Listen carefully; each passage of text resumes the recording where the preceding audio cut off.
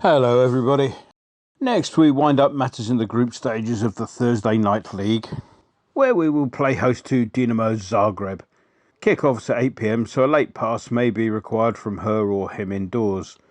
So Dinamo Zagreb then. When we last met in September, they were part of the way through a winning run that eventually stretched to 6 league matches. This saw them sitting prettily on top of the Croatian league.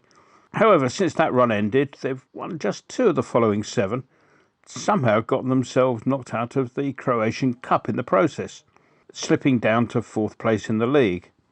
This wasn't good enough for those in charge, and Damir Kruznar, who was in charge when we last met, was relieved of his duties last week. Kruznar's replacement is Zeljko Kopic, at least something like that. Kopic is there on a caretaker basis, having over the years done the rounds of pretty much all the Croatian clubs you can think of, including Hajduk Split and the other ones. Latterly, Kopic had a couple of years with Paphos in Cyprus. Kopic's one game in charge at Dinamo ended up in a 2-0 defeat to the aforementioned Hajduk, so not the brightest of starts then. Having said that, they're well placed in the group, sitting just behind us in 2nd spot, which would be enough to qualify them for the playoff round against one of the so-called Champions League failures. It's a little tight downstairs though. Beneath Dinamo on 7 points are Genk on 5 and Rapid on 3. Whilst Rapid can only make the Thursday night Isthmian League, both Genk and Dinamo will be keeping an eye on each other's scores as the night goes on. Dinamo will have the slight advantage over Genk, as apart from having more points than them, should the teams finish level on points, Dinamo will still have the edge, having beaten and drawn with the Belgians in the matches played between the two sides. This takes precedence over goal difference. So, for all practical terms, Dinamo pretty much just need the point to proceed. Now, normally we go into some details about their players and that sort of thing, but Daisy has a couple of extra days off, and I'm still suffering the after effects of some dubious food eaten whilst on my travels. So I'm even more bereft of get up and go than usual, so I'm going to move straight on to the wild and wacky world of association football. Young England international Jude Bellingham got himself in hot water for suggesting that it might not have been the greatest idea to give a referee the biggest match in Germany after him having served a 6-month ban for his involvement in a match-fixing scandal. The comment cost the youngster €40,000, the fine being levied for unsporting behaviour. However, one has to say that the player might have had a point. Although the ref was on the fringes of the scandal back in 2005, turning a blind eye being his major offence, it seems, it's hard to see how someone with that background could be trusted by anyone going forward. It seems that over in Germany it's the same as here, where players are more likely to be punished for highlighting poor refereeing than referees are for actually failing to do the job they're paid for. Elsewhere, the government has announced that COVID passes will be required to access events with more than 10,000 people in attendance. That would be nice for Spurs supporters to see that many home passes at the toilet bowl, I suppose. I see that their Thursday night Isthmian League match is off.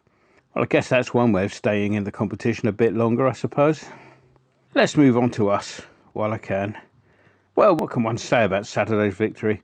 Apart from how damned annoyed one was to miss it in the flesh, due to that lethal combination of jet lag and suspected food poisoning. Still, in these troubled times, one must think of one's fellow supporters, and I guess it wouldn't have been too pleasant to be sat near me on Saturday. All you'll hear from Chelsea supporters is how lucky we were. Yeah, the winner was fortunate, but we should have had a couple more, really. Our chances were clearer, and our goals didn't require the ref missing a foul. Take a look at Thiago Silva's shove on Antonio for the first. Or for a defender to be out of position due to injury. Take a look at the second. The victory, which technically makes us European champions, I believe, did come at a cost. Johnson's absence will be the more bearable as we have Cresswell to come back into the side. Zuma's hamstring will prove more problematic, meaning, as it does, that our first choice central defensive pairing are both on the treatment table. Going forward, I suppose Dawson and Diop will have to be the preferred lineup. Saturday was one of Bowen's better run-outs, a fine goal, and he made a complete nuisance of himself throughout, cleverly winning the spot kick as Mendy proved that he can trap a ball further than many can kick it. So, to summarise Saturday, ha ha ha ha ha. The injuries will mean that even more youngsters will be making the team for this one than might have been anticipated. though I suspect there'll still be a sprinkling of first-teamers. For example, it wouldn't surprise me one bit if one of Dawson or Diop were to start alongside, say, Baptiste, just so they can have a quiet word in the shell-like throughout the game. Elsewhere, Yarmolenko, Vlasic, Kral and presumably Noble are all likely to feature, so there should be a decent spine of experience around which to place the kids. Prediction? I'm aiming for enough fringe and young players wanting to make an impression to carry us through this one over the threshold. So the £2.50 I was going to chip in towards young Bellingham's fine will instead be going on a home win. Are you okay for a 2-1 to us, Mr. Winston? Enjoy the game. Right, so we're here in the offices of a Late Late Show with the host of a Late Late Show, James Corden. Hi. Big West Ham fan. Yes. And big knees up Mother Brown, man. Yeah. Get on the forum at kumb.com. Come on, you irons.